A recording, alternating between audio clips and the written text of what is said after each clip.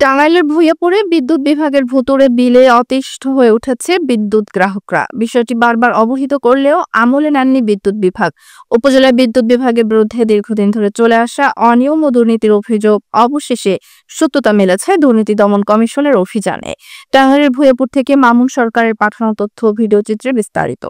গ্রাহকদের মিটার ও বিলে আকাশ পাতাল গরমিল, ঘুষ বাণিজ্য এবং কর্মকর্তা কর্মচারীদের দুর্ব্যবহার সহ নানা অভিযোগে অভিযুক্ত ভূঁইয়াপুর বিদ্যুৎ অফিসের এমন অভিযোগের ভিত্তিতে শনিবার দিনব্যাপী উপজেলার গোবিন্দাসী ইউনিয়নের জিগাতলা গ্রামে অভিযান পরিচালনা করে দুদক ও টাঙ্গাইল জেলা সমন্বিত কার্যালয়ের একটি বিশেষ দল।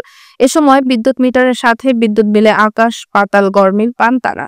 অভিযানে বিদ্যুৎ অফিসের বিভিন্ন কাগজপত্র, মিটার রিডিং প্রক্রিয়া এবং বিলিং সিস্টেম খতিয়ে দেখেন। এ সময় তারা গ্রাহকদের অভিযোগের প্রাথমিক সত্যতা খুঁজে পান এবং বিদ্যুৎ বিলের সঙ্গে মিটার রিডিং এর গরমিলের প্রমাণ পান।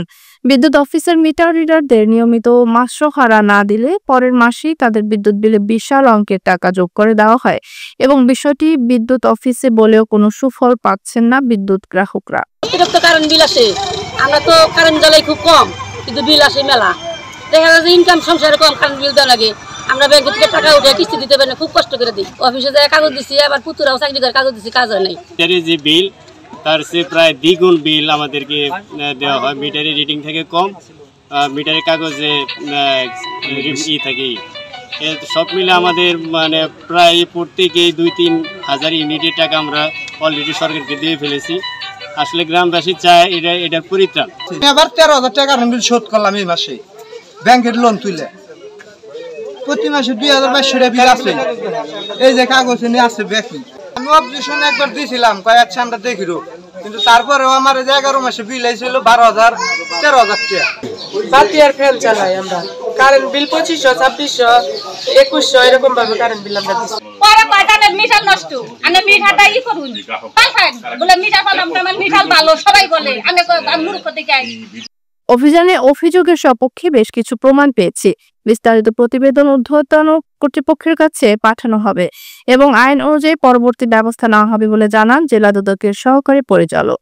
5,000-10,000 ইউনিট বেশি, এবং আমরা প্রথমে ভাবছিলাম যে এটা সম্ভবত 2-4-5টা বাড়িতে বা 10টা বাড়িতে অনেক এরকম, কিন্তু এখানে আসার পর যখন আমরা সরেজমিনে এটা যাচাই করতে আসলাম, পরে দেখলাম যে এখানে এই গ্রামের প্রায় প্রতিটা বাড়িতে ওভার রিডিং করা হয়েছে এবং এটা কম বেশি একটা অ্যাভারেজ প্রতিটা জায়গায়, যে কোনো কোনো ক্ষেত্রে 2,000 থেকে 5,000 ইউনিট কম বেশি আছে।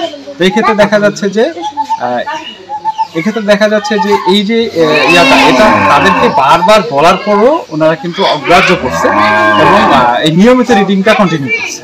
তা আমরা আমাদের আজকে যে সরজমিনে আমরা যাচাই করতেছি, যাচাই পরবর্তী প্রতিবেদনটা আমরা আমাদের কমিশনকে জানাবো। জানার পর আমরা পরবর্তী কমিশন নির্দেশ মোতাবেক আইনানুগ ব্যবস্থা করব।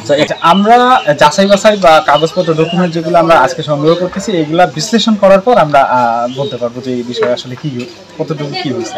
আমরা এটা বিশ্লেষণ না করে তো বলতে পারতেছি না, বিশ্লেষণ করার পর আমরা পরবর্তীতে অনিয়ম ও দুর্নীতি মুক্ত বিদ্যুৎ বিভাগ চান সাধারণ গ্রাহকরা।